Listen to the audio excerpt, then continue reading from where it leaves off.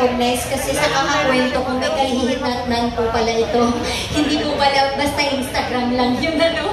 At syempre dinededicate ko po ito sa ating lahat, na nagtataguyod ng ganitong klaseng advokasya. Pero higit sa lahat po para sa mga anak ko. Ginagawa ko po yung mga ginagawa ko ngayon kasi nai-envision ko isang araw ang mga anak ko ay safe sa kanilang active mobility at bike commuter sila na proud balang araw. Thank you so much po.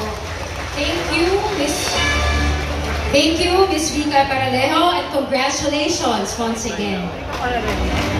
Next up, for notable storyteller, we have Miss Maita Santiago. Let's give her a big round of applause.